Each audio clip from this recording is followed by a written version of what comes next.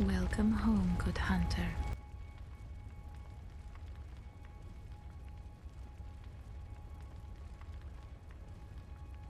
Hello, and welcome back. Before we begin tonight, I want you to take a moment, just a moment. Wherever you are right now, whatever the day asked of you, whatever it took from you, whatever unfinished thing is still sitting at the edge of your thoughts like a candle that refuses to go out, you can let it rest. Just for now, just for the next few hours. The world will still be there when you wake up. The problems will wait. They always do. You are here now. That is enough. Tonight we're going to walk through Yharnam, not as hunters, not with a weapon raised and a beast in our sights and the desperate calculus of survival running in the back of our minds. Tonight we're going to walk slowly, the way you walk when no one is chasing you, and we're going to look at the places themselves, the cobblestones, the cathedrals, the back alleys and the grand boulevards and the crumbling towers, and the clinics with their doors hanging open and the gas lamps still burning even though no one is coming to tend them. We are going to look at what Yharnam built and where it built it and why. And we are going to ask the question that most hunters never stop long enough to ask, while they are running and dodging and fighting and bleeding and dying and coming back to do it all again. What happened here? Not what is happening. Not the beasts in the street or the torches in the hands of the mobs or the blood pooling in the gutters. What happened here before? Before the scourge, before the hunt, before the first transformation, before the first howl split the first night, and the first door was barricaded, and the first person who trusted the church looked down at their own hands and saw something that was no longer quite human looking back. Every location in Bloodborne has a dark secret, not a hidden mechanic or a secret passage or an item tucked behind a breakable wall. A dark secret in the older sense of those words. The kind of secret that a place holds the way a room holds the smell of smoke long after the fire's gone out. The kind of secret written into the architecture itself, into the choices that were made when foundations were laid and walls were raised and doors were placed and windows were built, facing specific directions for specific reasons by people who knew exactly what they were doing and chose to do it anyway. Yharnam is not just a city. It is a confession, and it is a very long confession, written in stone and blood and fog, and it has been waiting for someone to read it carefully from the very beginning. Tonight we're going to read it, all of it, district by district, building by building, stone by stone. We're going to move through every location this city holds, from the cobblestone streets where the hunt began to the nightmare shores where it ended, and we are going to pull out the dark secret that each one has been keeping.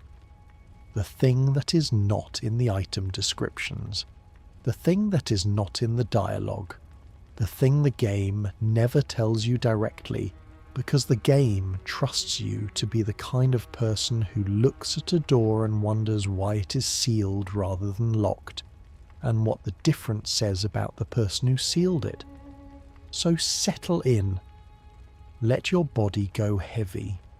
Let the darkness behind your eyelids be comfortable rather than restless. And let me take you somewhere old and cold and beautiful and broken. Let me take you to Yharnam. Most hunters begin here, and most hunters never truly look at it. Central Yharnam is the first thing you see when you step through the gate into the waking world for the first time, and in your first hours you see it the way a person on the run sees anything, as an obstacle, as a series of threats to be neutralized, as a layout to be memorized and exploited. You see the shortcuts and the checkpoints and the positions of the enemies.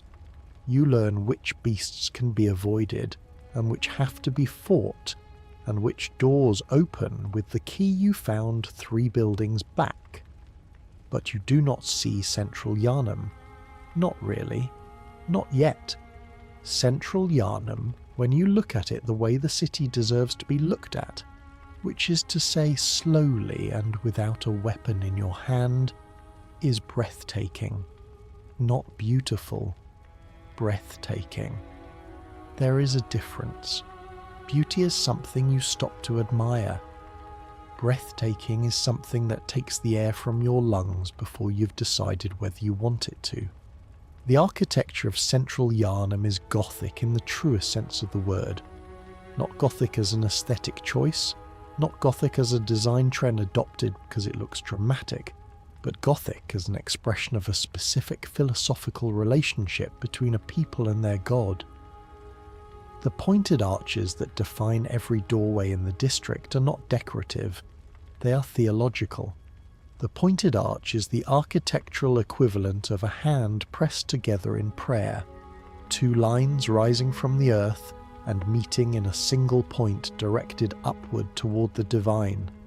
Every doorway in central Yharnam is a prayer. Every building in the district is a statement of faith made in stone. And that faith was in the blood. This is the dark secret of central Yharnam, and it is hiding in plain sight. The district was not built after the healing church established itself in the city. The district was built for the healing church. Every alley and avenue in central Yharnam is arranged to channel foot traffic in a specific direction, toward the grand cathedral that crowns the hill at the district's centre. Every building faces inward, toward the cathedral's silhouette. Every road is a spoke on a wheel whose hub is the site of blood ministration. Central Yharnam was designed as a place of pilgrimage. The people who came here, the sick and the suffering and the desperate from every corner of the world, were meant to feel, from the moment they entered the city gates, that they were moving towards something sacred. The gas lamps that line the streets were not just for illumination. In the early days, before the scourge, before the fog, those lamps were tended every night by church volunteers. Their purpose was to make the path to the cathedral visible from a great distance, to let the pilgrims see from the hills outside the city that even in the deepest dark Yharnam was lit, that Yharnam was waiting for them. The church understood something about human psychology that architects have always understood. A person walking toward a visible light in the darkness will walk farther and endure more than a person walking toward nothing. The lamps of central Yharnam were a promise, and the people who walked toward them trusted that promise with everything they had. Now look at the buildings that line the streets. Look at them not as cover or as obstacles or as architecture, but as homes, because they were. People lived here, not the pilgrims who came seeking healing. The residents, the people who were born in Yharnam, who grew up in its streets, who washed their windows on Sunday mornings and sent their children to cathedral schools and participated in the rituals of blood ministration, with the cheerful regularity of people who have never questioned whether the ritual is safe, because no one around them has ever questioned it either. Look at the windows. They are large, beautiful, elaborate pieces of stained glass in colours that filter the moonlight into patterns of red and amber on the floors inside. But look at how they are placed. They do not face outward, toward the surrounding hills or the sky. They face inward, toward the cathedral, toward the church, toward the source of the blood. Even the windows of private homes in central Yharnam were oriented to maintain sight lines with the institution that administered the city's religion. The residents of central Yharnam were not imprisoned. They walked freely. They shopped and worked and gossiped and lived the ordinary lives of ordinary people in an ordinary city. And yet every architectural choice made around them, every lamp and arch and window placement, was designed to reinforce a single message. The church is the centre. The blood is the centre. this is the direction you should be facing, and they faced it. They faced it every day of their lives, and they called it faith. The dark secret of central Yharnam is not the beasts. The beasts are a consequence, not a secret.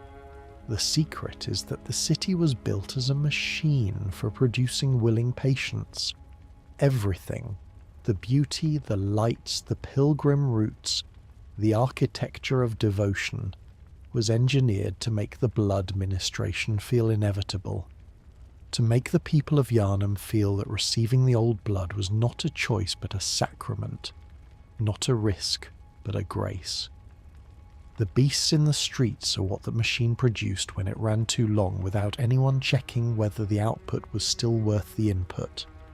And the most chilling thing about central Yharnam, the thing that should rob you of sleep and does not because the game is so good at making the horror beautiful, is that some of the residents chose the fire over the transformation, the torches, the mobs, the people you can hear shouting in the distance before you see them, their voices raised in the unified anger of people who believe they are doing God's work. These were citizens of central Yharnam. They had lived in these streets, worshipped in this cathedral, received the blood at this clinic. And when their neighbours began to transform, they did not run. They picked up torches and they set about burning the problem away. They knew the architecture of their city. They knew the shortcuts and the alleyways and the hiding places better than any hunter. They used that knowledge to hunt, to contain, to burn, and then some of them transformed anyway. Mid-hunt, torch still in hand, faith still burning brighter than the fire they carried. And the secret they carry, the darkest secret in the cobblestones of central Yharnam, is that the city that was built to make people trust the blood produced people so loyal to the church's mission that they kept carrying out that mission even as the blood was changing them. Devotion outlasting humanity, not by much, but by enough. If central Yharnam is the body of the church's city, the Cathedral Ward is its face, and the face was extraordinarily beautiful. Deliberately, strategically, architecturally beautiful, in the way that only institutions with something to hide ever manage to achieve. The Cathedral Ward is where the healing church chose to display itself to the world. The buildings here are taller, more ornate, more carefully maintained than anything in the lower city. The decorative ironwork on the balconies is more intricate. The stone carvings above the doorways are more detailed, depicting saints and angels and figures that bow their heads in the attitude of prayer. The windows are larger and their glass is finer, filtered in deeper colours. The roads are wider and better paved. Everything in the Cathedral Ward communicates the same message with the same patient, confident authority.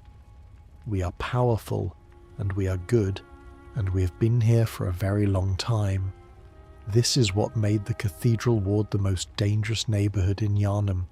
The dark secret of the Cathedral Ward is not hidden beneath it, though there is a great deal hidden beneath it. The dark secret is on the surface. It is the ward itself. The way it was designed to function as the public face of an institution that did not deserve a public face. A mask worn not to conceal an individual's shame, but to conceal the systematic, organised, decades-long project of experimenting on a city's population without their knowledge or consent. Walk through the Cathedral Ward and look at the gates. There are many of them, more than any residential district would need.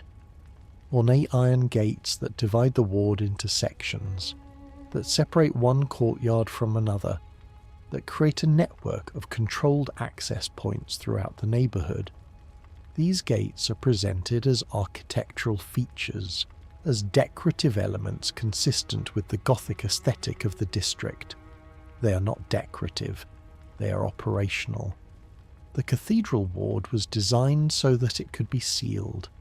Section by section, Courtyard by courtyard, the gates could be closed and locked, turning the beautiful open promenade of the Healing Church's public neighbourhood into a series of isolated containment zones.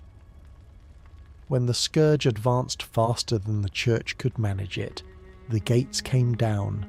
The sections that were lost were sealed off from the sections that were not yet lost, preserving the clean areas at the cost of the infected ones. The people who lived in the sealed sections did not know the gates existed in this capacity. They had walked past them every day of their lives and thought of them as part of the scenery. They never imagined that the beautiful ironwork around them was, among other things, a quarantine system. This is the genius and the evil of the Cathedral Ward's design. The church built the containment architecture into the aesthetic of the district so completely that no resident could look at it and recognise it for what it was. The gates looked like gates, the sealed passages looked like maintenance areas, the locked doors looked like private residences. Nothing looked like a plan because the plan was embedded so deeply in the beauty that separating one from the other would have required tearing the beauty down. And the church knew that no one would tear down something this beautiful. That is why they built it this way. Look now at the grand cathedral itself. It sits at the top of the ward like a crown, elevated above everything else, approached by a long flight of stone steps that forces every visitor to look up at it from below and climb toward it from a position of physical humility. This is not accidental. The Grand Cathedral was placed and oriented with extreme care to maximize its psychological effect on every approach. You cannot enter it without first ascending. You cannot ascend without first experiencing the smallness that the architecture intends you to feel. Inside, the cathedral is cavernous. The ceilings are so high that the candles on the upper tiers are almost invisible from the floor, their light contributing to a warm, ambiguous glow that seems to come from everywhere and nowhere at once. The nave is long and the altar is distant, which means that every worshipper must walk a significant distance through the dim, reverent space before they reach the place where the ceremony occurs. This walk was designed to function as a preparation, a period of transition between the outside world and the sacred interior. By the time a worshipper reached the altar, they'd been walking through carefully managed light and carefully managed scale for long enough that their nervous system had been calibrated for receptivity to the blood ministration that the church offered at the altar. The cathedral was a delivery mechanism for the old blood, the most sophisticated, most beautiful, most expensive delivery mechanism the church ever built. Every architectural choice in the interior, the height of the ceilings, the warmth of the candles, the length of the nave, the positioning of the officiants at the altar, was chosen to optimize the conditions under which a person would accept something injected into their body by a stranger in a robe. The Cathedral Ward is the lie at its most ambitious. It is proof that an institution with enough resources and enough time can embed its darkest purposes so completely into its most beautiful surfaces that the surfaces become indistinguishable from the purposes. And when the scourge came for the Cathedral Ward, when the gates came down and the sections were sealed and the beautiful ironwork fulfilled its hidden function, the people who died in the sealed sections died inside a building that was designed to make them feel safe. That was designed to make them trust. The Cathedral Ward's dark secret is that the most sacred space in Yharnam was also its most efficient machine for harm, and the machine worked exactly as intended, right up until it stopped working at all. There are places in Bloodborne that are sad. Old Yharnam is not sad. Old Yharnam is something else. something that does not have a clean name in English. The feeling you get when you look at a beautiful thing and understand that it was destroyed not because it had to be, but because someone decided it was acceptable to destroy it. Old Yharnam was a city before the city. It existed before the healing church, before the grand cathedral, before the blood ministration clinics opened their doors to the pilgrims who came in search of miracles. Old Yharnam was Yharnam when it was simply a place where people lived, before the institution arrived and decided that the place where people lived was a useful resource. The architecture of Old Yharnam is different from the Cathedral Ward in ways that are immediately visible and deeply significant. The buildings are older, their stone darker and more porous, marked by centuries of weather in ways that the Cathedral Ward's carefully maintained facades are not. The streets are narrower and less regular, laid out not according to a master plan but according to the organic logic of a settlement that grew outward from a central point over many generations. Each new neighbourhood added where space permitted rather than where aesthetics demanded. Old Yharnam was a human place, not in the sentimental sense but in the architectural sense. It was shaped by the needs of the people who lived in it rather than by the institutional requirements of an organisation that used it. And it was burned. The burning of Old Yharnam is the event around which the darkest chapters of Bloodborne's history orbit. It is mentioned in item descriptions, hinted at in environmental details, and commemorated in the character of Jura, the old hunter who stands on his tower with his Gatling gun and turns it on any hunter who descends into the district. But the game never gives you a clear account of what happened, because a clear account would make it impossible to look at the healing church as anything other than what it was. Here is what the architecture tells you if you read it carefully. Old Yharnam was infected by the scourge before the Cathedral Ward. This was not an accident of geography or of chance. The healing church administered the old blood first in the oldest, poorest, most densely populated parts of the city, where the need was greatest and where the oversight was smallest. Old Yharnam's residents were among the earliest patients. They received the blood ministration when the church's knowledge of what the blood did was still developing, when the protocols were still being established, when the risks were still being discovered in real time through the bodies of people who had no idea they were part of an experiment. The scourge took Old Yharnam first because the church made it take Old Yharnam first. The oldest, darkest, most crowded part of the city became the most infected part of the city because the church had introduced the blood most extensively there, with the least monitoring, to the population least able to advocate for themselves when the consequences arrived. And when the consequences arrived, the church's response was fire, not healing, not evacuation, not the careful, humane work of identifying which residents had transformed and which had not, and attempting to separate the sick from the well. Fire. Wholesale, comprehensive, non-discriminating fire that consumed the buildings and the beasts and the people who had not yet transformed, and the people who had transformed only partially, and the people who were hiding in their homes, hoping that if they stayed quiet enough the horror outside would pass. The fire did not discriminate because the people who ordered the fire did not need it to. The church did not need Old Yharnam's residents to survive. They needed Old Yharnam's scourge to be contained. The distinction between those two goals, one of which required saving people and one of which merely required eliminating them, is the distinction the church chose not to draw. Jura knows this. Jura was there. He stood in these streets when they were still burning, and he watched the church hunters do what they were told with the efficient, purposeful brutality of people who've been given institutional permission to stop thinking of other people as people. And something in him broke in a way that did not mend.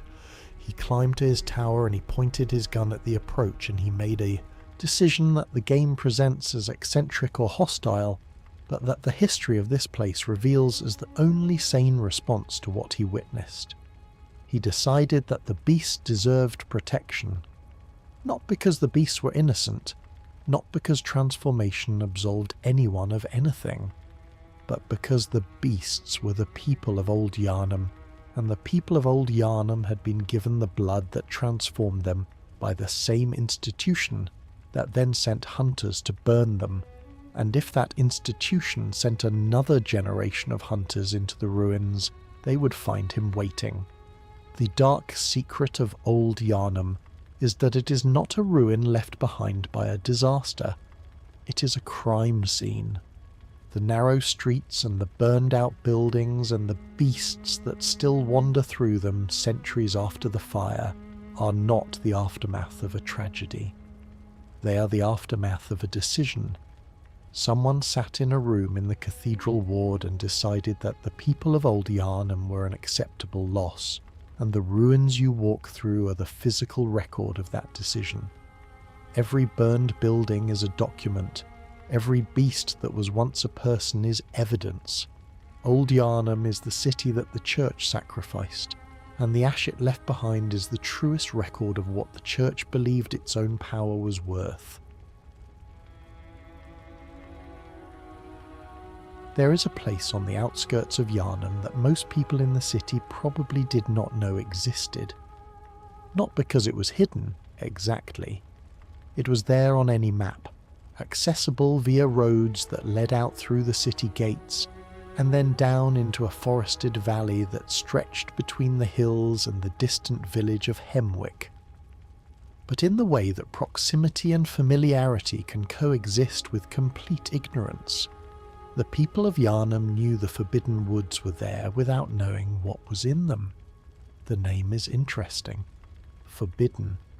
Not dangerous or cursed or ancient or any of the other words that Yharnam might use for a place it feared. Forbidden. A word that implies a prohibition issued by an authority. Someone forbade these woods.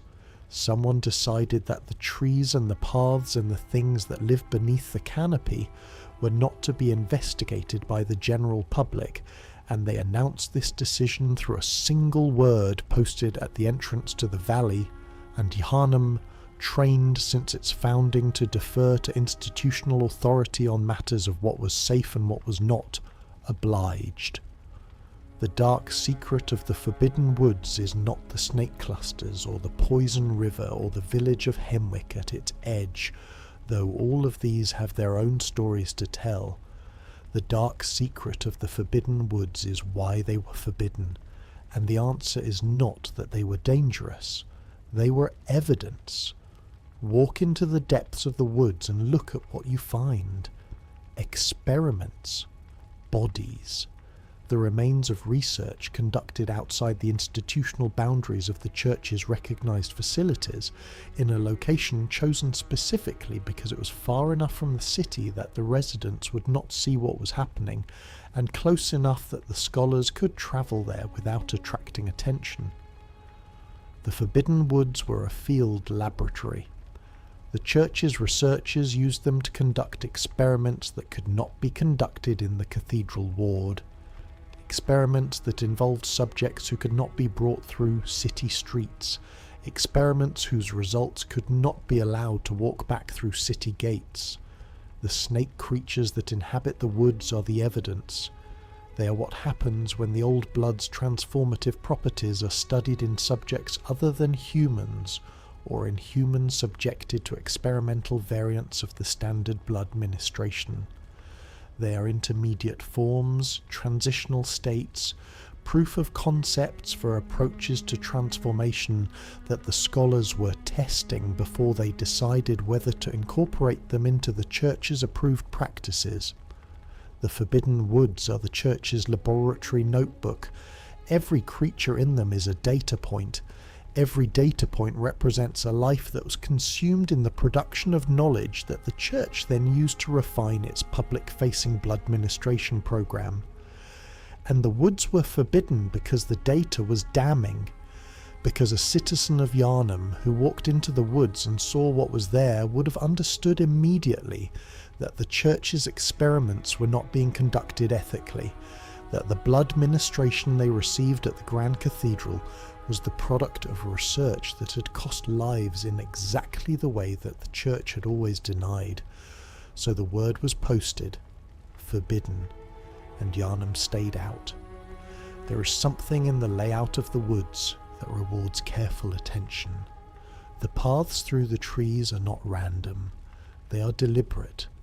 They lead inward, toward the deepest parts of the valley, in a pattern that suggests they were maintained, cleared, used regularly by people who knew where they were going. The researchers did not stumble through undergrowth to reach their laboratory. They walked on established paths, past the same trees, over the same routes, with the same confident purposefulness of people who have made this journey many times. Someone tended these woods, someone kept the paths open and the access points clear and the entrance forbidden in exactly the way that kept curious travellers out without triggering the kind of institutional attention that would come with a more dramatic prohibition. The Forbidden Woods are the product of careful management by people who understood that the most effective way to keep a secret is not to bury it, but to make it boring. To make it a known unknown, a place that everyone knows is there and no one is interested in investigating because the word on the sign makes investigation feel unnecessary, forbidden. Someone decided, you need not bother yourself with why. On the edge of the Forbidden Woods, where the trees begin to thin and the ground levels out into rolling fields, there is a village that the map labels Hemwick Charnel Lane. The word charnel is worth pausing on. A charnel house is a place for the bones of the dead, a repository for remains, not a graveyard, which is a place for burial and remembrance, and the careful marking of individual lives.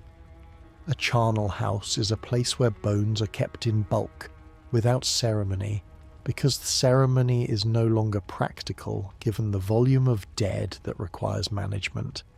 Hemwick is a village built around death, not metaphorically, literally. The primary industry of Hemwick, the economic activity that organised its residents' working lives and generated the income that kept the village functioning, was the processing of the dead. The Hemwick witches, the charred witches who inhabit the lane and who serve as the primary enemies of the area, were executioners.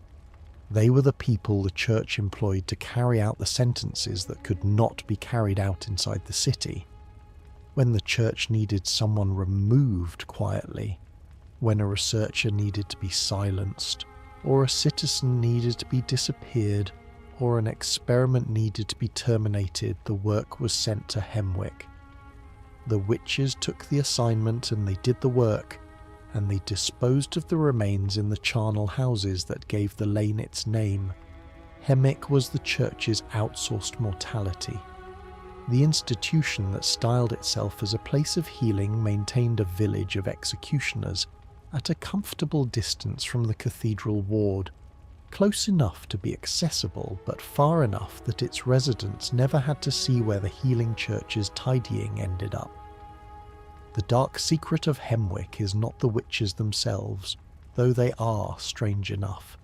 It is the scale of the operation. Look at the lane. The name is a lane, a single road, implying something small and peripheral, a minor route at the edge of a larger map. But the charnel houses are not small. They are significant buildings, constructed to process significant volumes of material. The infrastructure of Hemwick speaks to a demand that was larger than the occasional quiet removal of a problematic individual. Hemwick was built for a volume of death that could only have come from systematic operations. The number of people who pass through Hemwick Charnel Lane, or whose remains pass through it, implies that the church's need for quiet disposal was ongoing, regular, and substantial.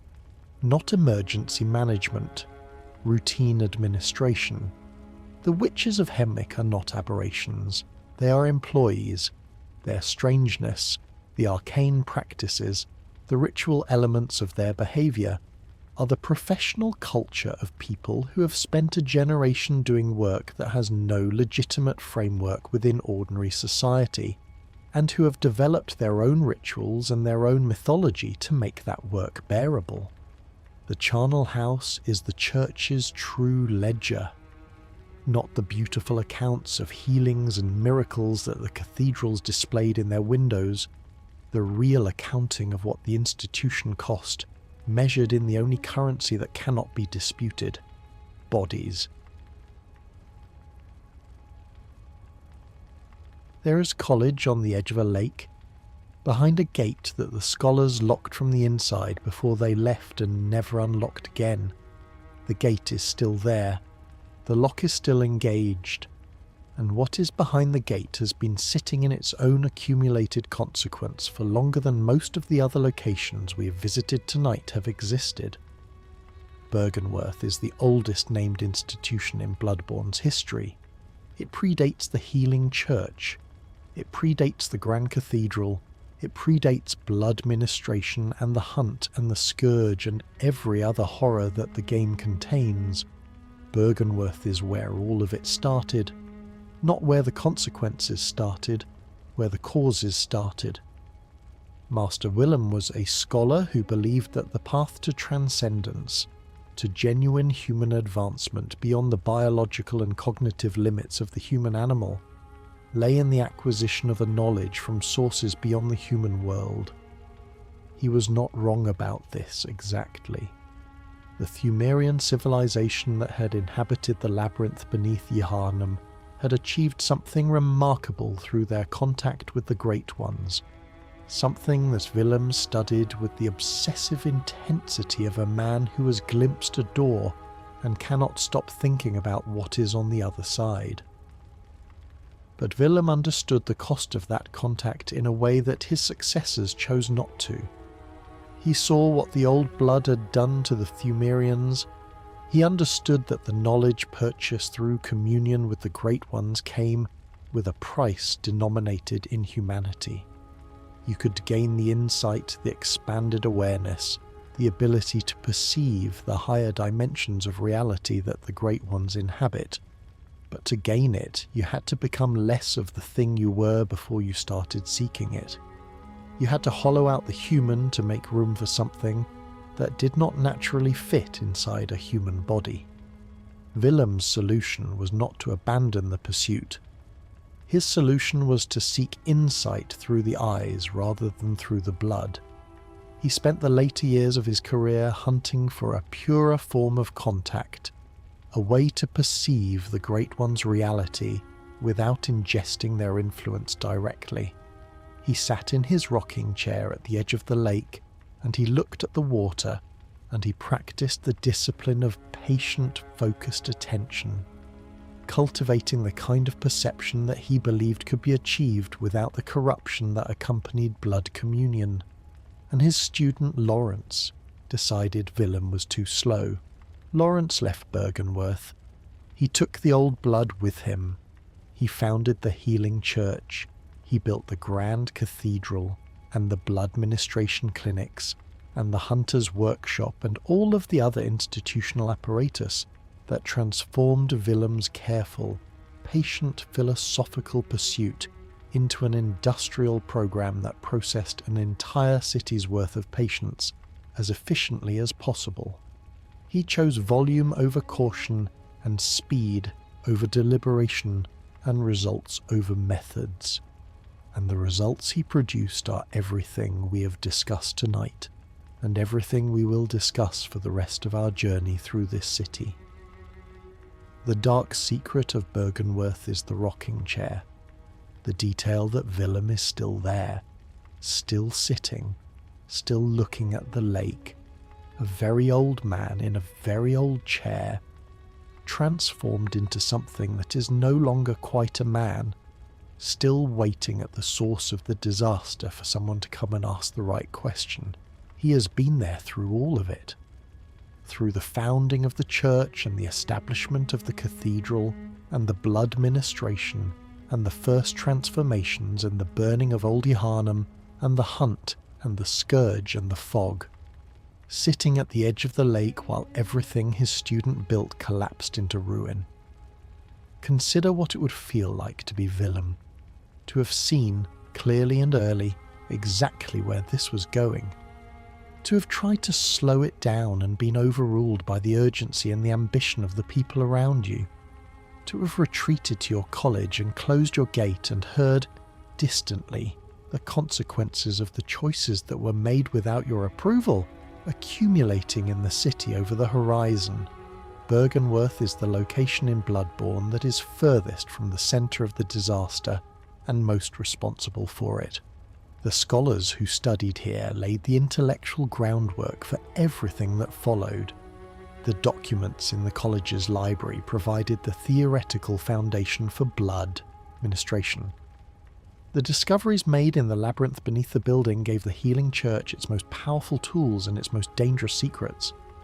Byrgenwerth produced the knowledge, the church weaponized it. And Willem sat in his chair and watched the lake and waited for someone to understand what went wrong. The lake itself has a secret. Rom, the vacuous spider, the great one who maintains the veil between human perception and cosmic reality, rests at the bottom of the Moonside Lake outside Byrgenwerth's gate.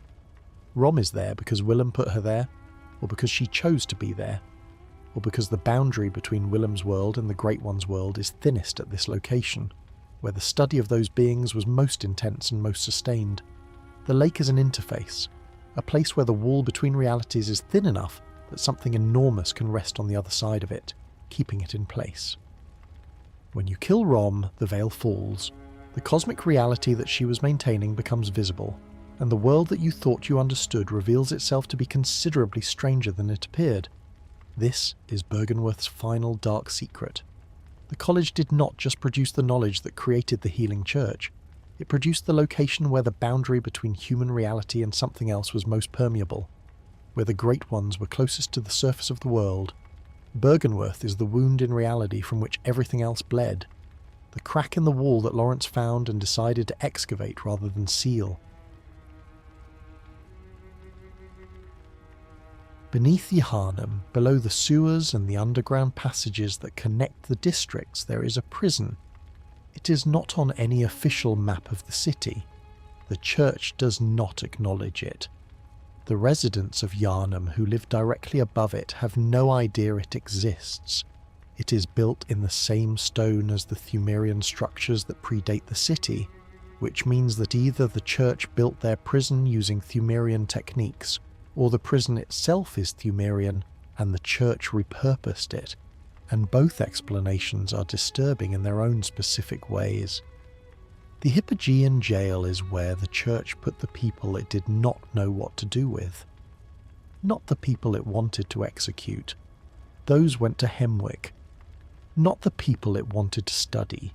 Those went to the research facilities. The people in the jail were the ones who fell into the gap between these two categories. Hunters who had become blood drunk but who retained enough of their humanity that killing them felt premature. Citizens who'd been partially transformed but who'd not yet completed the process, and who might be salvageable. Witnesses to things the church needed to remain unwitnessed. People whose continued public existence was inconvenient, but whose death could not be conveniently justified. The prison is full of cages. This is the detail that matters, not cells, cages. The distinction is significant. A cell is a room. It has walls and a floor and a ceiling and a door, and the person inside it is separated from the outside world by a complete barrier of solid architecture. A cage is a structure that holds someone while leaving them visible. The bars of a cage are designed to contain without concealing. You can see into a cage. The people inside a cage can see out. The Hypogean Gaol is full of people who are completely visible to each other and completely inaccessible to the outside world. The prisoners can see one another in their cages. They can watch the ones who transform. They can see the ones who do not. They can observe the progression of the scourge up close in the people around them without being able to do anything about it or escape it or even look away. This is not an accident of design. This is a choice.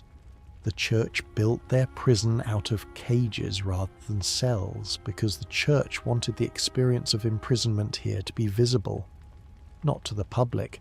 The jail is too deep beneath the city for anyone outside to see it, visible to the prisoners themselves.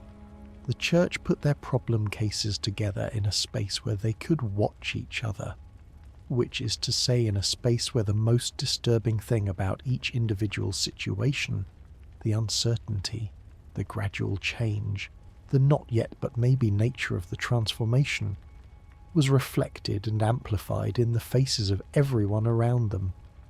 The Hypogean Gaol is a system for producing a specific psychological outcome in its occupants.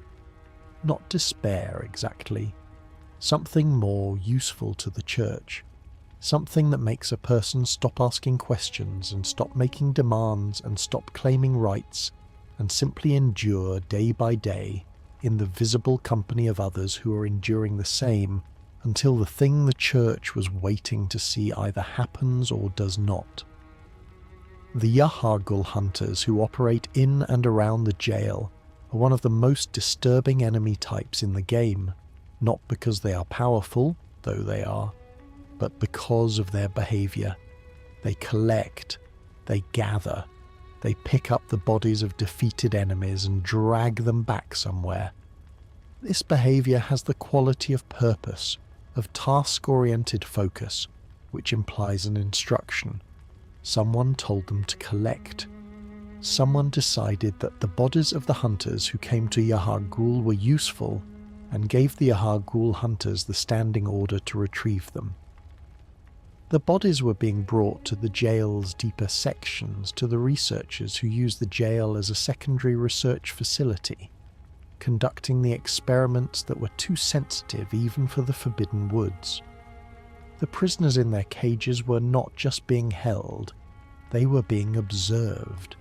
Their transformations, their progressions, their responses to various conditions and stimuli were being documented by the same institution that had put them there. The dark secret of the Hypogean Gaol is that it was never purely a prison. It was a laboratory with cages instead of observation windows. The people inside it were simultaneously inmates and experimental subjects, and the distinction between imprisonment and research had been deliberately blurred, to the point where the institution itself may not have drawn a clear line between them. When you fall into the jail, when the bellwomen pull you there, when the reality of the place drops suddenly around you, you experience something that very few of the game's transitions replicate. You are not transported, you are taken. The agency is removed from the equation entirely, and you arrive in the jail not as a hunter who chose to go there, but as a person who was put there, which is to say, you arrive as the jail was designed to receive you. Connected to the jail through the logic of location, and through the catastrophe of the One Reborn, Yahar'gul is the district that the School of Mensis used as its base of operations and its primary feeding ground. The unseen village was a functioning neighbourhood of Yharnam before Mensis arrived. People lived here, built here, maintained these streets with the same ordinary investment of daily effort that any neighbourhood requires. And then the School of Mensis decided they needed what the village had: its people, its location, its proximity to the nightmare they were trying to open. And the village stopped being a village and became something else.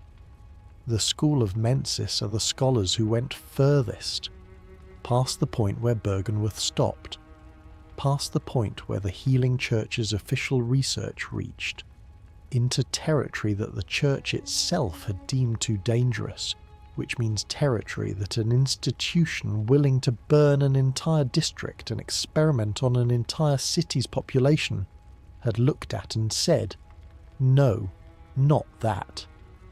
Mensis decided to contact a Great One directly, not through blood, not through study, not through the careful accumulation of insight that Willem had advocated. They decided to trap one, to go into the nightmare, find a Great One, and bring it, or at least its influence, back into the waking world. They used Yahar'gul's residents as components in this ritual. The inhabitants of the unseen village were gathered up by the Yahar'gul hunters and brought to the basement of the manor where Mensis conducted its research, and there they were subjected to a ritual that was designed to use the combined consciousness and suffering of many individuals as a bridge between the waking world and the nightmare. Most of them died.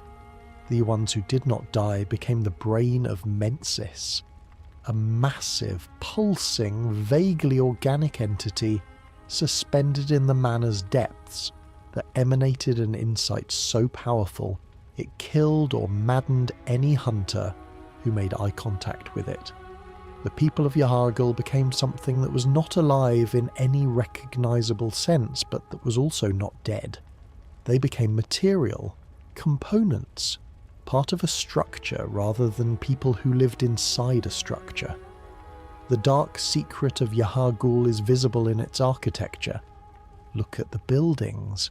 They are not ruined in the way that old Yharnam is ruined, burned and blackened and structurally compromised. They are intact but empty. The furniture is still in place. The doors are still on their hinges. The gas lamps still burn because someone maintained them, or because the fire that feeds them does not need maintenance in a neighbourhood that has been pulled partially into the nightmare's geometry. Yahar'gul is a neighbourhood that was emptied rather than destroyed. The people were removed. The place remained. And in the absence of its residents, the place has been colonised by the residual influence of the ritual that consumed them.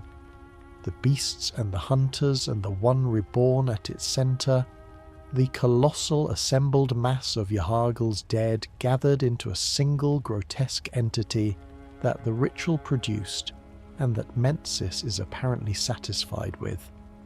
The one reborn is the people of Yahar'gul, not a single person transformed into a monster, multiple people assembled into something that is technically one thing. The Mensis scholars looked at the residents of an entire neighbourhood and decided that their highest possible use was as raw material for a ritual, and the result of that calculation is the boss fight at the heart of the district. A massive pile of assembled corpses that has achieved a kind of horrible coherence, and that fights you with the combined mass of everyone Mensis decided was expendable.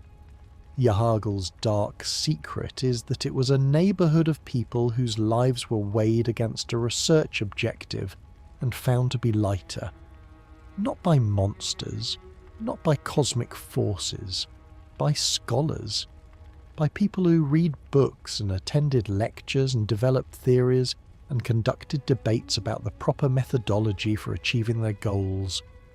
Educated, organised, institutional people who decided that the residents of Yahar'gul were an acceptable cost of doing business.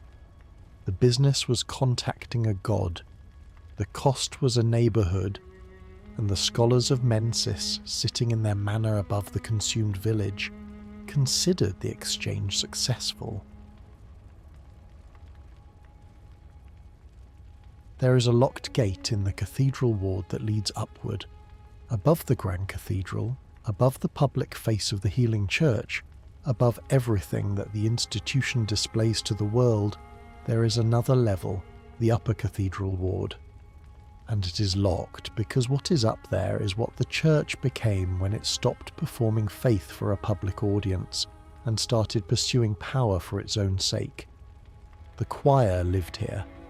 The choir was the Healing Church's inner sanctum, its secret research division, the group of scholars and hunters and officiants who'd been selected for their exceptional insight and given access to knowledge that the church's public-facing operations had no idea existed. The choir's mission was officially to further the church's understanding of the Great Ones and to facilitate communion with those beings in ways that would benefit humanity. In practice, the choir's mission was to catch one, Ebrietas, daughter of the cosmos, the Great One who remained behind when the others retreated, who chose to stay in contact with humanity rather than withdrawing to whatever plane of existence the other Great Ones inhabit. She is here, in the apse of the Upper Cathedral Ward, coiled and patient in the darkness at the end of the church's holiest space, having apparently entered into some kind of arrangement with the choir that allowed her presence in exchange for access to her knowledge and her cosmic influence. The dark secret of the Upper Cathedral Ward is not Ebrietas, it is the orphans. Look at the research areas of the Upper Cathedral Ward, the children, the small, pale figures that attack you in the upper floors of the research building are children who have been subjected to choir experiments. Children who were brought to this facility and subjected to procedures that were intended to accelerate their development of insight, to force open the perceptual pathways that the Church believed led to communion with the Great Ones, through methods that had no particular concern for what the process felt like from inside the child experiencing it. The choir believed that youth was an advantage in the pursuit of insight, that younger minds were more plastic, more receptive, more capable of accommodating the expanded perception that contact with the Great Ones required. This belief was not entirely wrong, but the methods they applied to test it were not the careful, gradual, supervised cultivation of insight that even the most ambitious of the Church's public researchers would have sanctioned. The methods were direct, immediate, administered to children who could not meaningfully consent to them in a facility that their families presumably did not know existed, by scholars who had decided that the potential benefits of their research justified the cost to the subjects.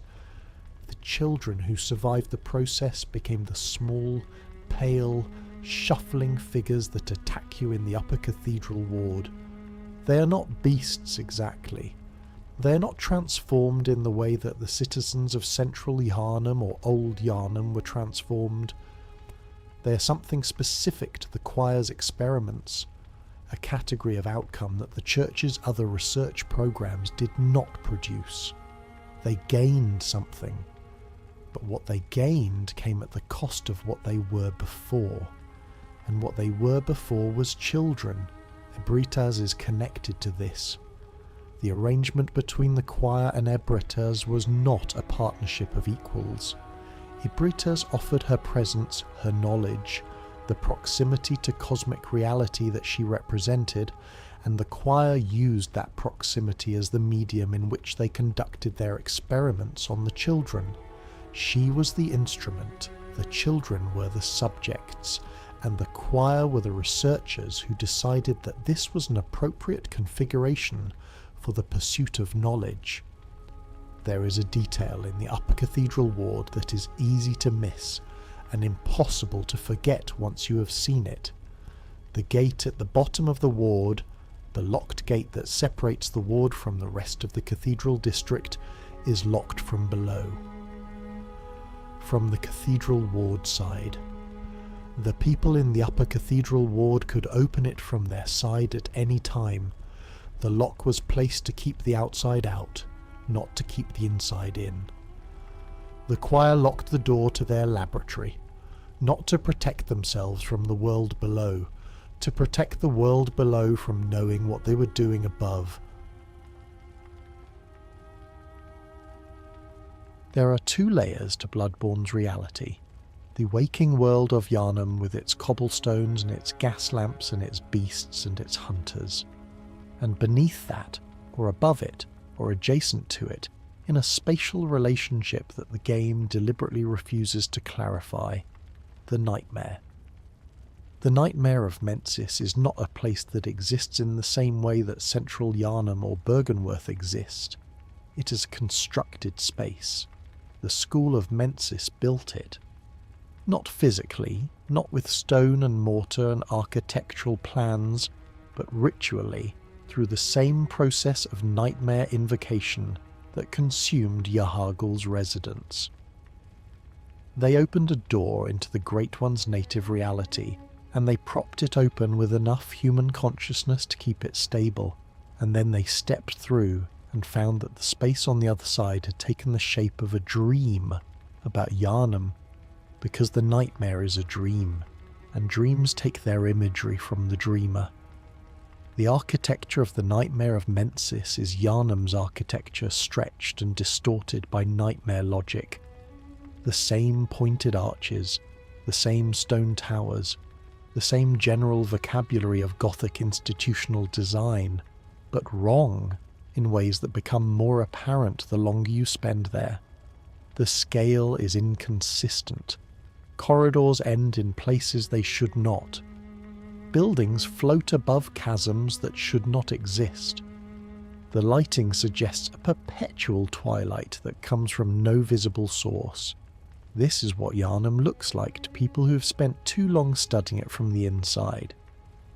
The Mensis scholars who built this place had been immersed in the church's architecture and the church's osteology and the church's particular flavour of cosmic ambition for so long that when they created a space shaped by their own minds, it came out looking like a warped version of the institution that had formed them.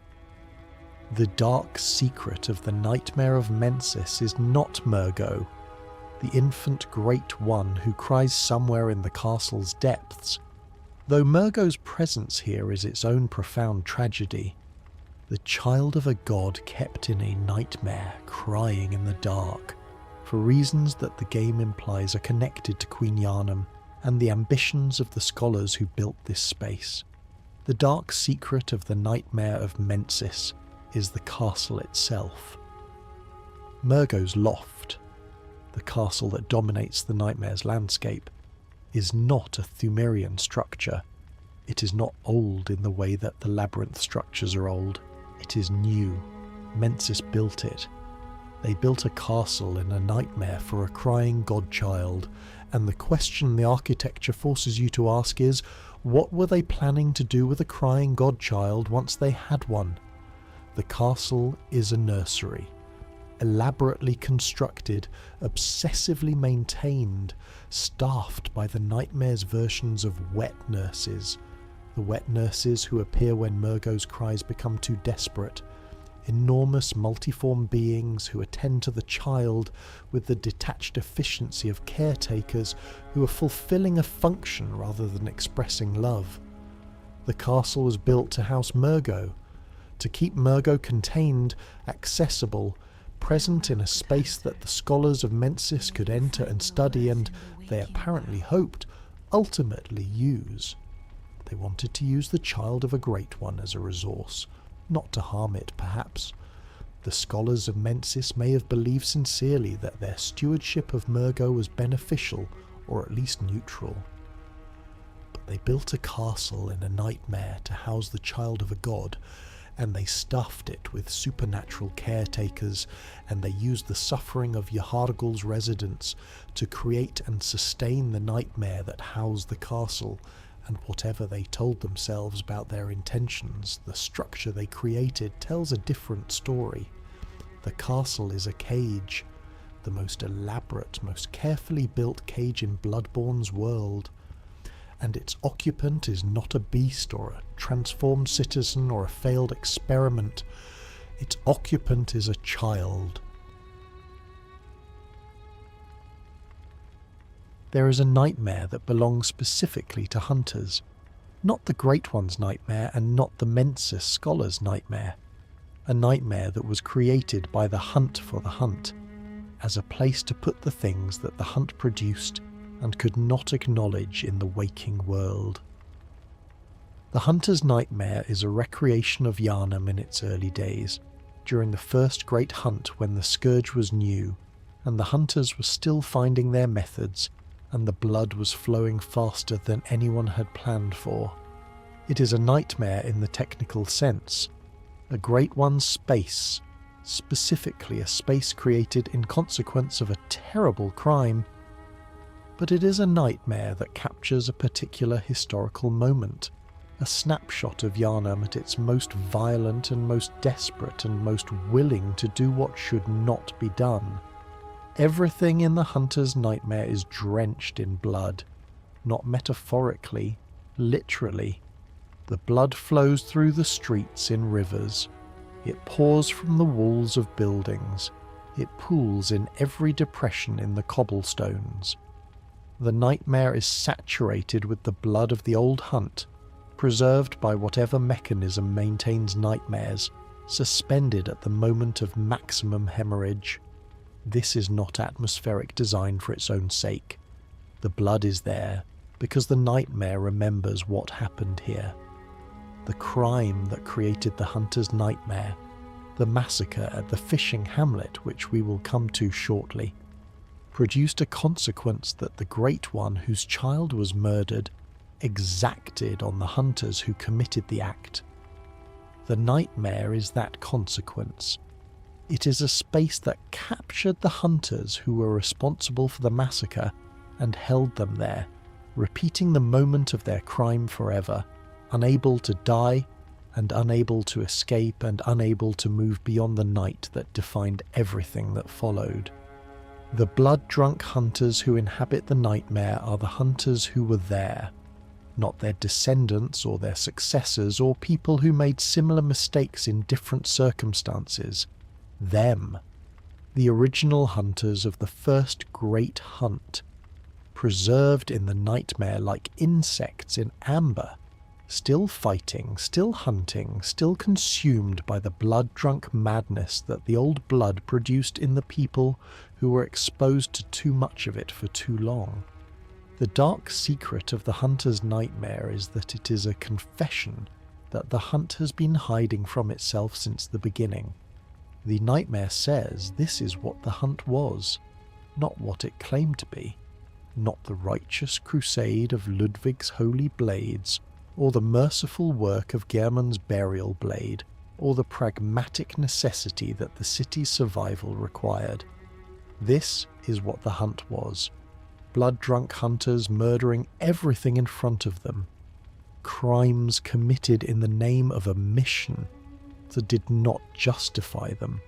Consequences exacted by cosmic forces that do not negotiate or forgive. The nightmare holds all of this.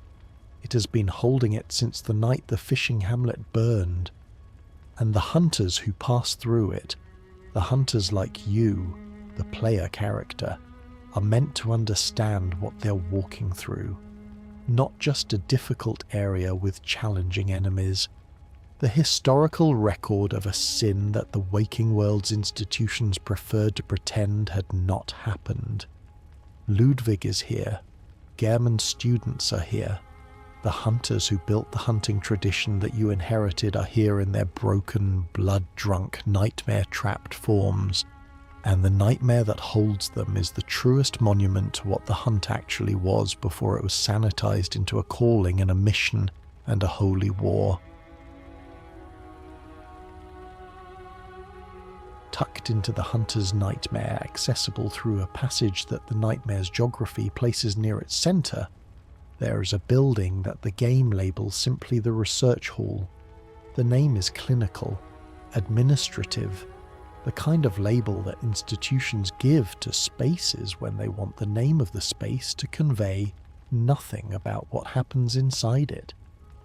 What happened inside the research hall was the most direct expression of the healing church's relationship with human suffering that any of its facilities produced. The patients here, the things that move through the hall, hanging from the walls, twisting in their cells, were subjected to procedures that were intended to accelerate their development of insight through methods that were apparently calibrated to produce the maximum possible increase in perception with the minimum possible concern for the experience of the person whose perception was being expanded. The patients of the research hall had their eyes removed. The church researchers working here had developed a theory, not without basis in the broader scholarship of Byrgenwerth, that the eyes were the primary organ of insight, that the way to open perception to the Great One's reality was to expand the visual faculty beyond its biological limits, and the approach they chose to test this theory was to remove the eyes of their patients and replace them with something else. Something that could see further, something that was not limited by the constraints of human visual biology. The patients who survived this process grew new eyes, not in the sockets, across their bodies, small, pale, lidded eyes that opened in the skin of their arms and their torsos and their skulls, all of them oriented outward, all of them processing visual information from angles and perspectives that no human eye could access. The patients of the research hall can see in every direction simultaneously. They have achieved the expanded perception that the church researchers were attempting to produce. They have also lost everything else.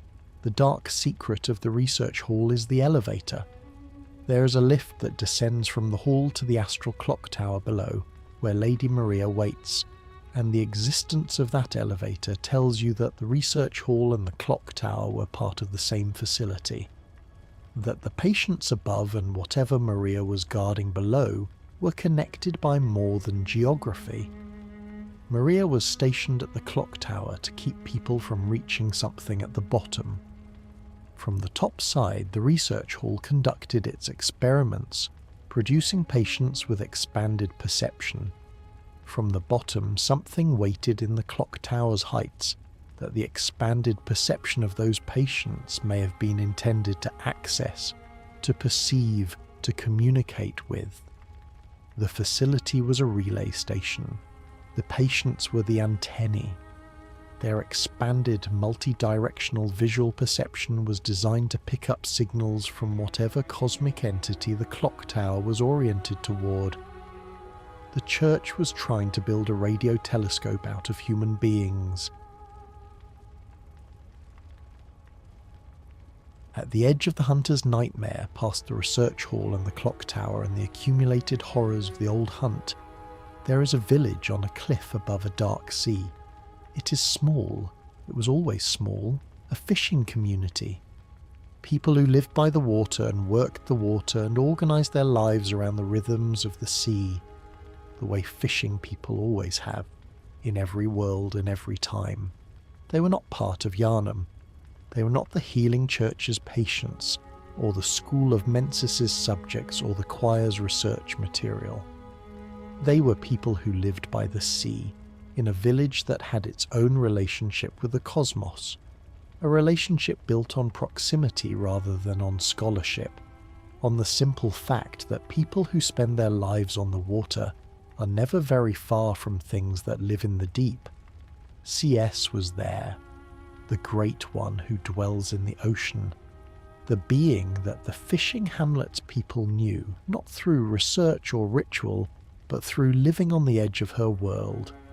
She was present in their mythology, in their practices, in the particular attention they paid to the sea and to the things that came from it, and she had a child, the infant that the scholars of Byrgenwerth and the early hunters found on the shores of the hamlet during the first great expedition to this place. The scholars took the child.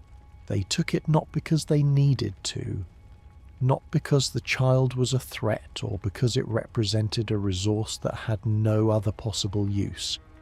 They took it because it was there, and because they wanted to know what it was, and because the habit of mind that treats every unfamiliar thing as a subject of study, rather than as a being with its own existence and its own relations, is the habit of mind that Byrgenwerth cultivated in its students and that the healing church refined into an institutional practice. They took the child of a great one, they brought it back to their research facilities, they studied it, and C.S., who felt the loss of her child the way any parent feels the loss of their child, which is to say, with a grief that has no flaw and no end, cursed the hunters who took it. But before the curse, the hunters did something worse. They came back. After taking the child, after the study, after whatever they extracted from their examination of the infant, they came back to the fishing hamlet, and they killed the villagers. Not because the villagers had done anything, not because they posed a threat, because they were witnesses, because they had seen the scholars arrive and seen them leave with the child, and the scholars could not allow witnesses to a crime that the institution needed to pretend had not happened. The massacre at the fishing hamlet is the foundation of the hunter's nightmare. It is the act whose consequences rippled backward and forward through everything. The curse, the nightmare, the imprisonment of the hunters who participated, the centuries of suffering that the nightmare preserved in amber. All of it begins here, on a cliff above a dark sea, in a village of fishermen who'd done nothing except live in a place where a great one made her home. The dark secret of the fishing hamlet is the most painful one in a game full of painful secrets. It is that the crime was committed by people who knew exactly what they were doing and chose to do it anyway, not by beasts driven by instinct, not by victims of the blood who had lost their reason, by scholars, by hunters, by the educated, organised institutional representatives of the healing church, who calculated that the survival of their secret was worth more than the lives of a small fishing village, and acted on that calculation with the clinical efficiency of people who have decided that what they are doing is necessary. Maria was there. She was one of the hunters. She participated, and afterward she threw her weapon into the well of the hamlet and walked away from everything she was, and eventually away from everything she had been, because she could not carry what she had done and also carry herself, and one of them had to go. The fishing hamlet is still there in the nightmare. The villagers are still there, transformed into the shark creatures and the lesser beings that inhabit the area, but still there, still present, still expressing through their transformed forms the violence that was done to them. They guard the well where Maria threw her weapon. They guard the shores where the scholars took the child. They guard the memory of what happened in the way that traumatized places always guard memory, by making it impossible to pass through without feeling it. The fishing hamlet is the wound that the hunter's nightmare was created to preserve, not to heal, to preserve. Because C.S. was not interested in the wound healing, she was interested in the wound being remembered, in the people who inflicted it being unable to forget. The nightmare ensures they cannot. There is a place that Yharnam does not talk about. Not in the way that it does not talk about the Hypogean Gaol or the Upper Cathedral Ward. Those silences are institutional, deliberate, the carefully maintained ignorance of a population trained not to ask certain questions. This silence around Cainhurst is different. It is social.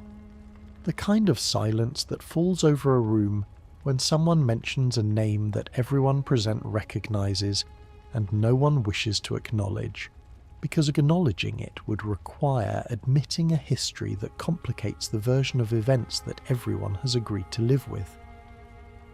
Cainhurst Castle sits on a frozen hill accessible only by a summons, a ghostly carriage that arrives at midnight and carries you across a landscape that should not exist in the geography of the waking world, through a cold that belongs to a different season than the one Yharnam inhabits, to a set of iron gates that open onto grounds that have been frozen for so long that the frost has become architectural, The castle is still beautiful. This is important. After everything that happened to it, the siege, the purge, the official erasure from the church's records, Cainhurst is still beautiful in the way that places built by people who genuinely loved beauty remain beautiful long after the people are gone. The Cainhurst nobility were the other blood users, not the healing church's patients, not the desperate pilgrims who came to the grand cathedral seeking miracles, not the experimental subjects of the choir or the school of Mensis. The vile blood aristocracy of Cainhurst had their own relationship with the old blood, older in some respects than the churches and built not around ministration and institutional distribution, but around inheritance. The blood of Cainhurst was passed through lineage.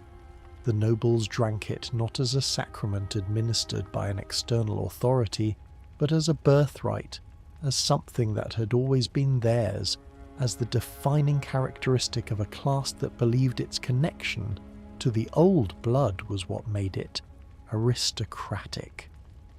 This is the first dark secret of Cainhurst. The healing church was not the only institution that had found the old blood. Cainhurst had it too, through a different lineage, through a different historical connection to the Thumerian civilization, whose influence runs beneath every location we've discussed, and the Cainhurst nobility had built an entire social system around it. The blood-determined rank, the purity of one's blood connection to the original Thumerian source determined where one stood in the castle's hierarchy. The most blood-connected families occupied the highest floors. The servants who maintained the castle occupied the lowest, with less access to the inheritance that their masters used to maintain their position above them. Cainhurst was an aristocracy of blood in the most literal possible sense, and it had been functioning this way, in its frost-covered castle on its impossible hill, entirely parallel to the healing church's operations in Yharnam, for a very long time. The church knew about Cainhurst. The historical record in the game is careful with this information, parceling it out in item descriptions and weapon lore entries, but if you gather all of it together, the picture that emerges is unambiguous. The healing church knew that Cainhurst existed. They knew that the vile blood nobility had their own blood, their own practices, their own relationship with the old cosmos, and they decided that this could not stand. Not because Cainhurst was more dangerous than the church's own operations, not because the vile blood inheritance was producing worse outcomes than the church's blood ministration. The church's objection to Cainhurst was theological, which is to say political, which is to say about power. The healing church had constructed an entire ideological framework in which the old blood was sacred, and its sacredness was inseparable from the institutional authority of the church that administered it. Blood received outside that framework, blood inherited rather than administered, blood accessed without the church's mediation, was, by the logic of that framework, not sacred but corrupted, not healing but poisoning, not legitimate but heretical. The vile bloods were declared heretics, not because they were more corrupt than the church's own scholars, who were doing things in the upper Cathedral Ward and the Research Hall and the Hypogean Gaol that made the Cainhurst nobility's aristocratic blood drinking look positively modest, but because they were outside the church's control, because the old blood in their veins had not passed through the church's hands, because their existence proved that the institution did not have a monopoly on the cosmos it claimed exclusive access to. Alfred and the executioners came for Cainhurst, the knights who were the church's most devoted enforcers, the hunters of hunters, the people who turned the hunt's violence inward against anything the institution deemed impure, travelled to the castle on its impossible hill and did what the church had sent them to do. The siege was thorough. The purge was complete. The Cainhurst nobility, who had lived for generations in their frost-covered castle, believing that their blood made them above certain categories of harm, discovered that it did not make them above this one. Walk through Cainhurst now and look at what remains. The furnishings are exquisite. The tapestries, though rotting, were made with extraordinary skill. The library holds books that the Cathedral Ward scholars would have killed for, and in a sense did, since those scholars' institutional descendants were responsible for the deaths of everyone who owned these books. The castle is a museum of a culture that the church decided could not be permitted to continue, and the museum's curators are the Cainhurst ghosts, the translucent remnants of the noble dead who still move through their halls, still performing the rituals of the aristocratic life that was taken from them, still carrying the silver swords that could not protect them when the executioners arrived. Queen Annalise is still here, the Blood Queen of Cainhurst, the undying queen who cannot die because the vile blood inheritance concentrated most fully in her veins makes death a temporary condition. She sits on her throne in the castle's innermost chamber, and she receives visitors with the automatic, trained graciousness of someone who was born into a role that required the performance of cordiality in all circumstances, including the circumstances in which her entire civilization has been destroyed, and she is the last intact remnant of it. She is the dark secret of Cainhurst in her purest form. An institution built an entire ideology to justify destroying her, sent its most devoted servants to carry out the destruction, and she is still there, undying, sitting in the frost, granting audience. The executioners could not unmake her. The ideology could not unmake her. The church that declared her blood corrupt is gone, its grand cathedral overrun, its scholars dead or transformed, its institutional apparatus dissolved in the scourge it produced. And Annalise is still on her throne, in her beautiful ruined castle, the last aristocrat of the last aristocracy that the blood ever produced, waiting with infinite patience for the church that destroyed her world to realize that it has no one left to send.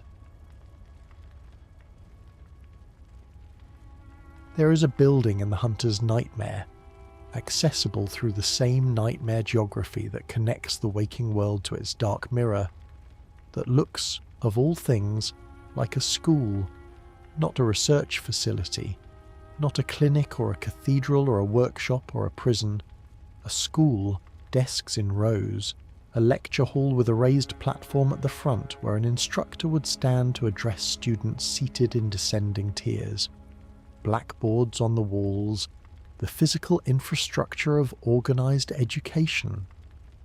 The lecture building is one of the most unsettling locations in Bloodborne precisely because it is the most recognisable. Everything else in the game has been transmuted by the horror. The cobblestones are blood-soaked, the cathedrals are beast-haunted, the research halls are full of their own terrible products. But the lecture building looks like a place you might have been, like a place that exists in the world outside the game, like a place where ordinary things happened before someone decided to build the nightmare around it. The students who inhabit the lecture building are not beasts. They're not transformed citizens or experimental subjects or nightmare creatures assembled from the remains of people. They are scholars, pale, long-limbed, wrong in the way that too much insight makes a person wrong, but scholars. They carry books, they sit in corners and read. They respond to intrusion not with the animal urgency of predators or the desperate violence of the blood-drunk, but with the methodical aggression of people who have decided that you are a problem that requires resolution and are applying themselves to its resolution with academic thoroughness. The lecture building is where the church sent its students to learn about the nightmare before they were sent into it, not as victims or as experimental subjects, as scholars, as the next generation of researchers who would carry the institutional project forward, who would study the Great Ones and the Old Blood and the nightmare geometries and the cosmic connections that the Church had spent generations building toward. They came here to learn. They attended lectures, they took notes on the blackboards and debated theories in the halls, and participated in the ordinary social life of academic institutions everywhere. And then they learned too much. The scholars in the lecture building have not been transformed by the blood in the way that the citizens of Yharnam were transformed. They have been transformed by knowledge, by the accumulation of insight that the Church's curriculum was designed to produce, the insight that opens perception to the Great One's reality, that makes the nightmare visible where before only the waking world was accessible.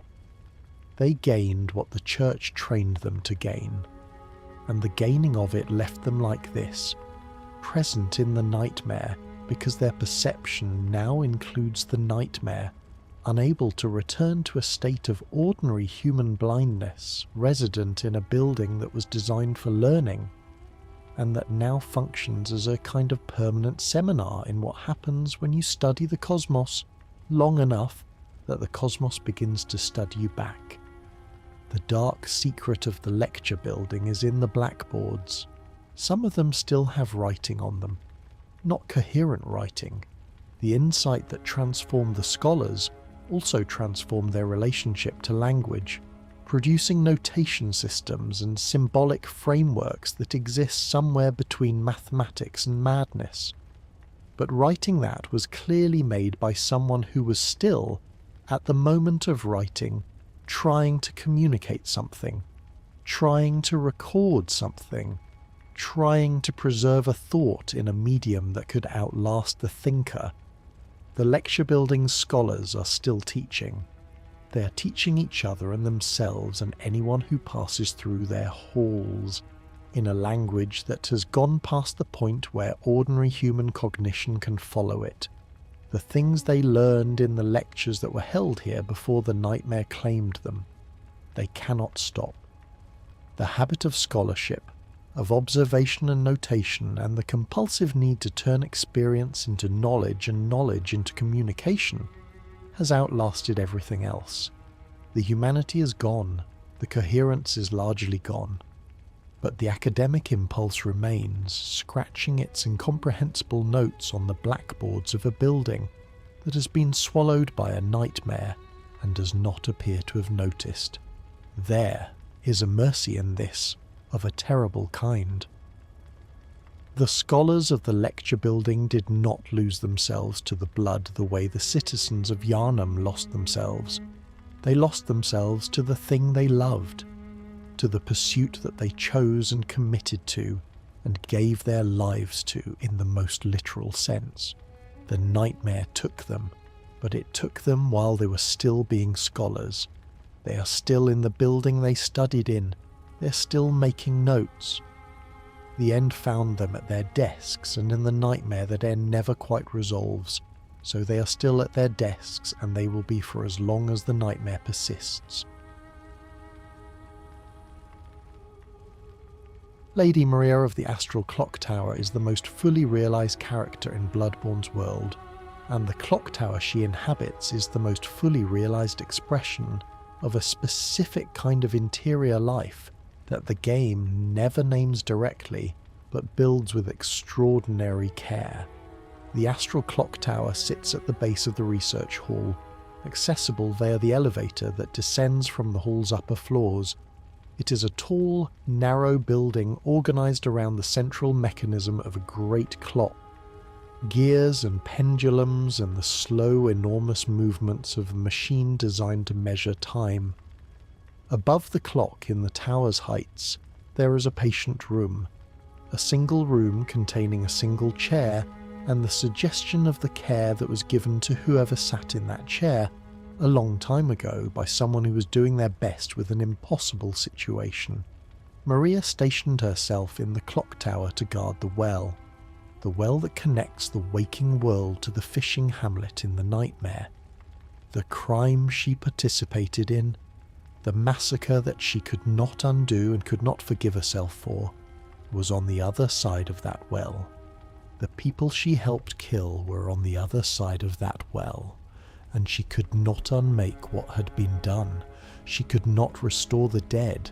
She could not return the child to the Great One who had lost it.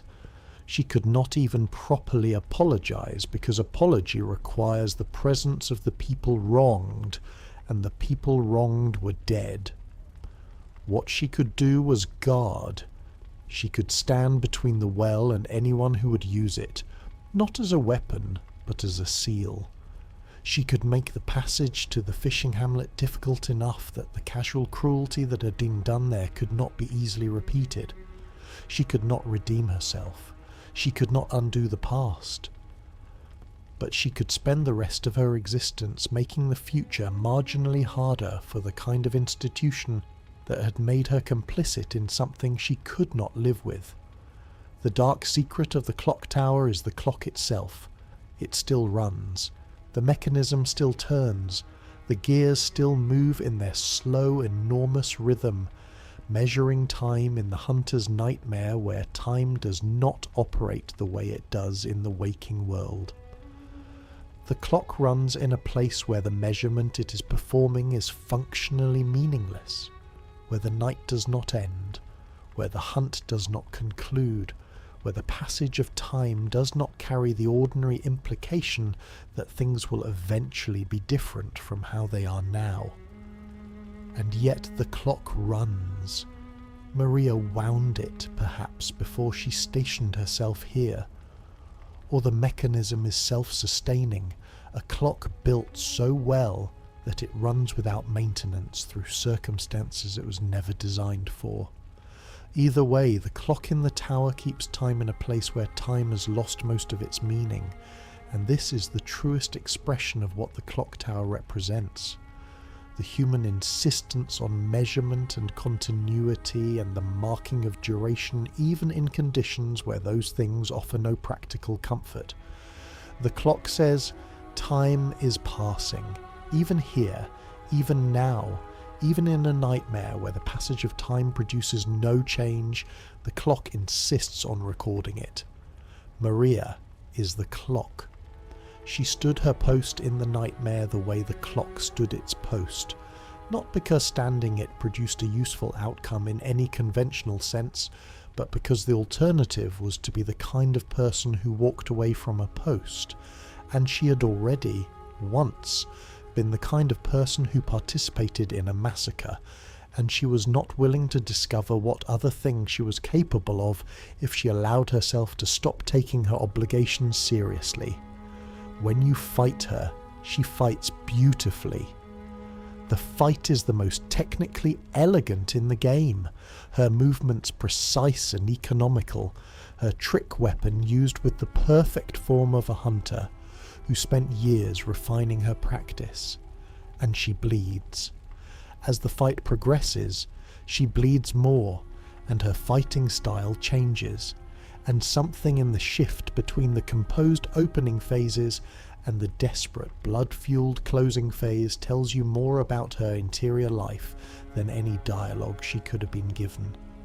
She is someone who has been holding herself together through discipline for a very long time, and the discipline holds until it doesn't, and when it doesn't, what comes through is grief and fury and the terrible energy of someone who's been sitting with an unresolvable guilt for longer than most people could stand. She guards the well because she cannot stand to be anywhere else. The clock tower is a monument to her, to the specific kind of wound that results not from something done to a person, but from something done by them, to the life that follows a crime that cannot be corrected, built around the maintenance of a post that cannot redeem but can, at minimum, prevent. The clock ticks in the nightmare. Time passes. Maria stands her ground, and the clock tower, beautiful and narrow and full of the slow, enormous rhythm of a machine, built to measure something that no longer quite exists, holds all of this in the patient way that architecture holds everything, without comment, without judgment, without any particular interest in whether the person it houses deserves the space or not. It simply holds. We've mentioned Rom. We've passed by the Moonside Lake in our discussion of Byrgenwerth, noted that Rom rests beneath its surface, maintaining the veil between human perception and cosmic reality. But the lake deserves more than a mention. It is one of the most significant locations in Bloodborne's cosmology, and its significance is not in what lives beneath it, but in what the lake itself represents. The Moonside Lake is not a natural body of water. Look at it carefully when you approach it from the Byrgenwerth gate. In the moment before Rom emerges and the fight begins, the water is perfectly still.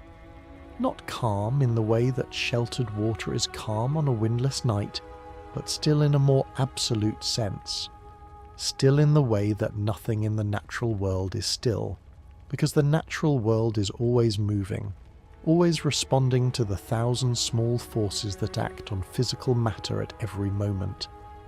The Moonside Lake is still the way a painting is still, the way a memory is still. It is not moving because it is not entirely subject to the physical laws that govern movement. The lake is the interface, the place where whatever boundary exists between the world of human experience and the world the Great Ones inhabit becomes thin enough to be perceived. This thinness is not accidental. It is the product of Byrgenwerth's research, of the decades of intense study conducted at the college just beyond the locked gate, the focused attention of many minds directed at the same questions about the nature of the cosmos and the beings that inhabit its higher dimensions. The research did not just produce knowledge, it produced a change in the fabric of the location where it was conducted. Byrgenwerth scholars thought so hard, for so long, about the Great Ones and the spaces the Great Ones inhabit, that the space around them began to thin, the boundary between here and there became worn, like a path worn into grass by the regular passage of feet. The scholars walked that path in their minds, over and over, year after year, and the ground they walked it on became a real path. The Moonside Lake is the pool that formed where the path reached water. Rom chose to rest here, or was placed here, because this is where the boundary is softest. The veil that she maintains, the selective blindness that keeps ordinary humans from perceiving the full truth of their cosmic circumstances, is easiest to maintain at a place where the boundary is already present and defined and regularly reinforced by the concentrated attention that Byrgenwerth spent generations directing at exactly this location. The dark secret of the Moonside Lake is what the stillness costs. Every moment that the lake is still, every moment that the veil is in place, and human perception is protected from the full impact of cosmic reality, something is maintaining that stillness. Rom is maintaining it. The vacuous spider, the Great One who is described as vacuous not because she lacks intelligence, but because she has chosen a specific kind of emptiness, has been sitting in the still water beneath the still surface and holding the boundary in place for a duration that the game does not specify, but that the state of Byrgenwerth suggests is very, very long. Rom is keeping the secret, not Yharnam's secrets, not the church's crimes or the scholars' experiments or the hunters' massacres, the cosmic secret. The one that the moon presence does not want ordinary humans to perceive, because ordinary human perception of that secret would change the conditions of everything the moon presence is doing in Yharnam, and has been doing in Yharnam since before the Healing Church was founded. The veil protects humans from the truth of their circumstances. It also protects whatever is using those circumstances from discovery. When you kill Rom, you do not liberate humanity from comfortable ignorance. You lift the lid on something that's been kept lidded for reasons that were not entirely benign and not entirely malign, in the way that very little in Bloodborne is entirely one thing or entirely another. The sky changes, the blood moon rises, the world becomes stranger and more honest and considerably more dangerous, because the truth of what Yharnam's sky has been doing, while no one could see it, turns out to be the kind of truth that changes everything. The Moonside Lake kept that truth at bay, still, patient, perfectly reflective, showing the moon above rather than the sky behind the moon, maintaining the beautiful, comfortable lie that the world is only as large as human senses can perceive. The lie was a mercy. The lake held it, and when you shattered the lake's stillness and pulled the spider from her rest, you chose the truth over the mercy, the way hunters always eventually choose, and the truth was every bit as cosmic and cold and irreversible as the lake had been working so hard to prevent. Tucked inside the Cathedral Ward, accessible through a hidden drop that most players miss on their first passage through the area, there is a small room at the bottom of a shaft. It contains a broken doll, an old lamp, and the remnants of a workshop that predates the hunter's dream workshop in every sense. Architecturally older, less well maintained, missing the careful organisation of Gehrman's personal space. The items here are dusty and damaged. The lamp does not function.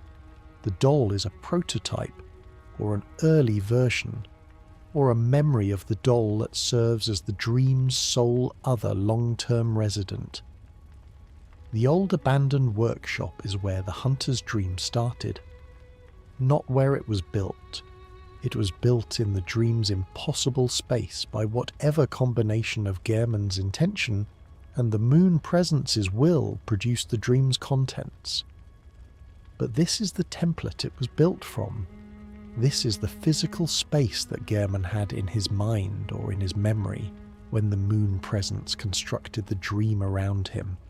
He had a workshop, here, in the Cathedral Ward, before the dream existed, and he built the doll here, or an early version of her for reasons that the game implies without stating directly, reasons connected to his relationship with Maria, his grief at whatever happened between them, his attempt to preserve something of a person in a form that could be maintained because the person herself could not. The broken doll at the bottom of this shaft is the first doll, the one that was not quite right. The prototype for the one in the dream that Gehrman somehow made better, or that the moon presence made better, in the construction of the space that would hold him indefinitely. The dark secret of the old abandoned workshop is what it tells you about the dream's construction. The dream was not built for hunters in the abstract. It was not designed as a neutral utility space for the hunt's operational needs. It was built from the contents of one specific person's most intimate spaces. His workshop, his tools, his weapons, his craft, the physical expression of the skill and care that defined him as a hunter and as a craftsman, and his doll, the thing he made to address a grief that the workshop's practical contents could not touch. The moon presence looked at Gehrman and built him a prison that contained everything he loved. That is the most sophisticated kind of imprisonment, not the cage of the Hypogean Gaol, not the Nightmare of Mensis, not even the beautiful frozen stasis of Cainhurst. A prison built from the inside out, from the material of the prisoner's own attachments, constructed so that every element of it is something that the prisoner would have chosen if they were choosing freely. The old abandoned workshop proves that the dream is a copy, that somewhere, before all of this, there was a real workshop and a real man who worked in it, and a real grief that he tried to address with the tools he had available. The dream preserved the workshop and the grief, and the man, and the moon in the dream's sky is the moon presence's moon, watching. The old abandoned workshop is the last secret of the waking world, hidden below the Cathedral Ward, below all of the church's grand ambitions and its institutional architecture, and its carefully maintained public face. A small room, a broken doll, the remains of what a person's life looked like before the cosmos decided to use that life as a component in something larger. Gehrman had a workshop. He had tools and craft and purpose. He had grief. He had the particular human response to grief that involves making things, building a likeness, trying to preserve in physical form something that cannot be preserved in any other way. And then the moon presence found him in his workshop, with his grief and his doll and his hunter's purpose, and said, "Yes, this. I can use this." And Gehrman, who loved the hunt and loved his craft and could not let go of the grief that the broken doll represents, said yes to something he did not fully understand. The dream is the consequence of that yes, and somewhere at the bottom of a shaft in the Cathedral Ward, the original workshop gathers dust, and the original doll lies broken in the corner, and the lamp that does not function sits dark beside the cold fireplace, and this room, this small, damaged, forgotten room, is the seed from which everything else grew. The whole of the hunter's dream, the whole of the hunt, the whole of the night that never ended, the prayer that never stopped, the old man in his wheelchair tending his flowers while the world above continued its long collapse. It all started here, in a workshop, with a man who was grieving, with a doll he built because he did not know what else to do. Below all of it, below Yharnam and the Cathedral Ward and Old Yharnam and the Forbidden Woods, below the clinic where you received your first blood ministration, and the workshop where Gehrman built the first trick weapons, and the grand cathedral where the faithful assembled for their weekly communion with the old blood. Below the history of everything we've discussed tonight, there is the labyrinth. The Chalice dungeons are older than the Healing Church, older than Byrgenwerth, older than the city of Yharnam itself. They are Thumerian, the remnants of the civilization that inhabited this part of the world before any of the institutions we've discussed existed, before the Great Ones were studied or catalogued or pursued, when the relationship between humanity and the cosmic was still in its early chapters. The Thumerians found the old blood first. They discovered it in the deepest chambers of the labyrinth, in the sacred places where the Great Ones had left their influence most concentrated, where the boundary between the physical world and the cosmic one was thinnest. They did not invent the old blood. They did not create it or synthesize it or develop it through research. They found it. It was already there. It had always been there. And they built their civilization around it, drawing from it the power that allowed them to achieve things that later civilizations would spend generations trying to replicate. And then the Thumerians were gone, the labyrinth remained, the old blood remained, and eventually the scholars of Byrgenwerth found their way down here, and found what the Thumerians had left behind, and the history we've been tracing tonight began. The dark secret of the Chalice dungeons is not what is in them. It is what they imply about what is above them. The entire history of Yharnam, the church, the hunt, the blood ministration, the scourge, the burning of old Yharnam, the massacre at the Fishing Hamlet, everything, is built on top of a civilization that did all of it first. The Thumerians used the old blood. The Thumerians built a civilization around it. The Thumerians eventually disappeared, leaving behind a labyrinth full of their remnants, and their traps, and their dead, and their secrets. And then another civilization arrived and found the same blood, and built the same kind of system around it, and is in the process of producing the same kind of disappearance. The Chalice dungeons are a mirror. They show you what Yharnam is going to look like in a few more centuries, when someone new comes along and finds the ruins of the healing church, and the old blood that is still in the ground, and the labyrinth that the Pthumerians built, and decides to pick up where the last civilization left off. Yharnam is not the first city to do this. It will not be the last. The labyrinth has been here through all of it, and will be here after all of it. Patient and dark and full of the things that the people who built their lives above it preferred not to think about. The Pthumerian queen, Yharnam, is in the deepest possible chalice. She is blood-stained, perpetually, the blood never drying, never stopping. She lost a child too. She was connected to Murgo. The infant Great One in the Nightmare of Mensis is connected to the Pthumerian queen through a chain of circumstance and loss, an institutional exploitation that reaches across the centuries from the first civilization that found the old blood to the last. The deepest secret of the Chalice dungeons is that the people of Yharnam are not unique. They're not the first to make these choices. The temptation that led Lawrence to take the blood from Byrgenwerth and build the healing church, the ambition that led Mensis to build a nightmare and steal the child of a god, the institutional logic that led the hunters to massacre the residents of a fishing village. These are not the crimes of a particular culture at a particular historical moment. They are something older, something that the labyrinth has been witnessing in one form or another since before Yharnam was even a word. The Chalice dungeons say, you are not special, you are not the first. The thing that destroyed you has destroyed others.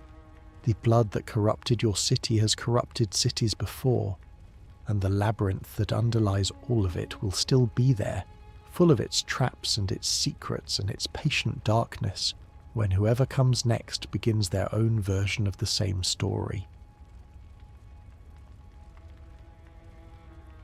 And then there is the dream. The hunter's dream is the location that frames all the others. It is where you return after every death, where Gehrman sits in his wheelchair and offers his quiet, sad guidance, where the messengers bring you your weapons and your echoes, where the lanterns of the waking world connect to the safe space, the place between the places where the hunt pauses and the hunter breathes and the story accumulates between one violent chapter and the next. It is beautiful. The dream is always beautiful, with its flowers and its workshop, and the soft, impossible moonlight that falls on everything without casting shadows. It is peaceful in a way that nothing in Yharnam manages to be. And it is, of all the locations in the game, the most profoundly and the most deliberately cruel, because the hunter's dream is a prison. Gehrman has been here for longer than the city above has existed in its current form. He built the workshop, or a dream version of it. He tends the garden, or something that the dream interprets as tending. He sits in his chair and watches the moon, and he waits for hunters to come through the lanterns so that he can send them back out into the waking world to do the work that keeps the dream and everything it contains stable. The dream is not a gift, it is not rest, and it is not safety, and it is not the benevolent provision of a compassionate entity who wants hunters to survive and recover and try again. The dream was created by the moon presence, the great one that sits at the centre of the game's deepest mystery, the entity whose influence runs through every chapter of Bloodborne's history like a thread that you can only see when you pull on it from exactly the right angle. And it was created for a purpose that the moon presence's purposes always serve, which is the moon presence's own. Gehrman was the first hunter. He was the craftsman who built the tools and developed the philosophy and trained the people who became the hunter tradition. He was a human being who did extraordinary things in service of a city that needed protecting. And then the moon presence found him, or made itself available to be found by him, and offered him something that he wanted badly enough to accept, without fully understanding what acceptance would cost. The dream, the ability to continue, the ability to give his hunters a place to return to, a place to recover, a framework for the hunt that extended beyond a single human life. He wanted to protect people. He wanted the hunt to continue. He accepted the dream, and the dream has held him ever since. Not cruelly, not visibly, not in the way that a cage holds someone. The dream holds Gehrman the way a promise holds the person who made it.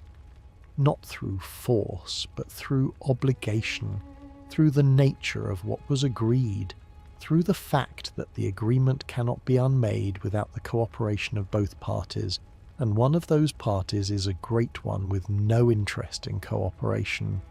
Gehrman wants you to kill him. This is the secret at the heart of the hunter's dream, the one that the game reveals in his eyes long before it reveals it in his dialogue. He wants to be released from the dream. He wants a hunter who is capable of ending what the moon presence's arrangement has made perpetual.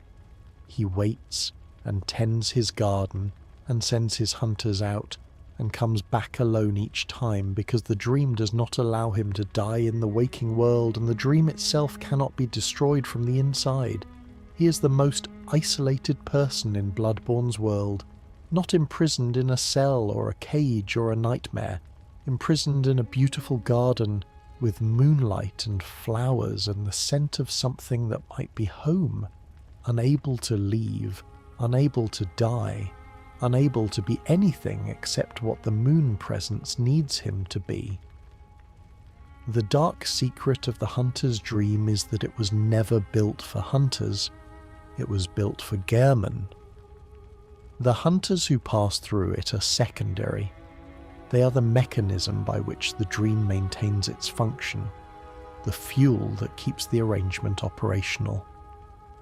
But the dream's primary occupant, its original prisoner, its truest dark secret, is the old man in the wheelchair who asks you gently whether the hunt has been good and means something by the question that he cannot say in words.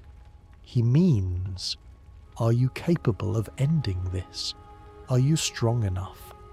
Have you seen enough of what the hunt truly is, what the city truly is, what the blood and the institutions and the cosmic horror beneath all of it truly are, to do what needs to be done? And then he asks you to let him do it, to let him cut you down in the garden and release you from the dream before the moon presence's grip tightens on you too. Because he has seen what happens to hunters who stay too long. He has watched generations of them grow into the dream the way roots grow into soil, gradually, without noticing, until the separation would kill them. He does not want that for you. Whatever else the dream has made of him, it has not made him cruel. He tends his garden, and he waits for each hunter with the weary, genuine care of a person who has learned that care is the only thing left that costs him nothing more than what he has already lost. The hunter's dream is the cruelest location in Bloodborne, because it is the kindest, because the prison was built with love. Not the moon presence's love, but Gehrman's, the love of a craftsman for his work, of a hunter for his purpose, of an old man for the young hunters who pass through his garden on their way to things he can no longer do himself. The cruelty is that the love is real and the prison is real, and the two things are inseparable, and there is nothing to be done about either of them except endure, and that is Yharnam. All of it. Every district and every dungeon and every dream and every place that the city built and burned and buried and tried to forget. We have walked through all of it tonight, slowly, in the dark, reading the stones the way stones deserve to be read, not as scenery, not as obstacles, but as the accumulated physical record of every choice and every crime and every moment of genuine human grace that this broken, beautiful, impossible city ever produced. What do you take from a city like this? Not hope? Exactly. Bloodborne is not a game that offers hope in the conventional sense. It does not end with the restoration of what was lost or the punishment of those responsible, or the transformation of the institutions that caused the suffering into something better. The institutions are gone. The people are gone. The blood is still in the ground and the nightmare is still open, and somewhere in a distant nightmare a godchild is still crying in a castle that scholars built to study it. What Yharnam offers, in place of hope, is understanding. The understanding that what happened here was not inevitable, that it was a series of choices made by people who had other options, who chose the path they chose for reasons that made sense within the logic of their institutions and their ambitions and their fears. The understanding that the architecture of cruelty is always built before the cruelty begins, that the gates of the Cathedral Ward and the cages of the Hypogean Gaol and the forbidden signs at the entrance to the Forbidden Woods were put in place by people who told themselves the structures were for something else. The understanding that every beautiful city contains the bones of the choices it made to become beautiful. Yharnam wanted to heal people. That was where it began. A city that had found a way to cure the illnesses that medicine could not reach, that had opened its gates to the sick and the suffering and the desperate and said, "Come here. We can help. The blood can help." The intention in the very beginning, before Lawrence and Mensis and the choir and the massacre and the scourge, was good as intention gets, which is to say imperfect and limited and already containing the seeds of its own failure, but genuine. And from that genuine beginning, through the accumulation of choices that each seemed reasonable in context and collectively produced a catastrophe, came everything we have visited tonight. This is the city's final lesson. Not that institutions are evil, or that knowledge is dangerous, or that cosmic ambition ends in ruin, though all of these things are true in Yharnam's specific case. The final lesson is smaller and more useful. It is that the distance between a city that heals and a city that burns is not as great as it appears, and that the journey from one to the other is made not in a single dramatic choice, but in the accumulated weight of many small ones, each of which can be justified, and all of which together cannot. The cobblestones of Yharnam remember every step. The stones of the Cathedral Ward remember the prayers. The ash of old Yharnam remembers the fire. The blood in the streets remembers the blood. And if you walk through it slowly enough, if you look at it with the attention it deserves, the city will tell you everything. Not as a warning exactly, because warnings imply that the listener still has time to change course, and the listener in this case is walking through ruins. As testimony, that is how Yharnam tells its story. Not as a warning, but as a testimony. I was here. This happened. The people who made it happen believed what they are doing was necessary. The people it happened to had no say in the matter. And this is what was left when the believing and the doing were finished. The city whispers this, street by street, building by building, in the wind through the broken windows and the blood on the cobblestones and the gas lamps that are still burning because no one has come to put them out. Yharnam is still there in the dark, patient as stone, waiting for someone to walk through it slowly and listen. Tonight, you did. Rest now. Let the story settle. Let the streets of Yharnam grow quiet behind your closed eyes, the gas lamps dimming one by one, the fog rolling in from the hills, the hunt finally, mercifully, still. You walked the whole city tonight. Every district and every dungeon and every dream. That takes something out of a person. Lay it down now. You can pick it up again in the morning if you want to. The weapons are patient. The stones are patient. Yharnam has been waiting this long. It can wait a little longer. Good night, good hunter. Rest well. Thank you for spending this time with Nightfall lore. If this story carried you to sleep, then it did exactly what it was meant to do. Subscribe if you have not already, and leave a like if the story moved you. Until next time, the night is long, but the telling of it is longer, and I am grateful always for your company in the dark.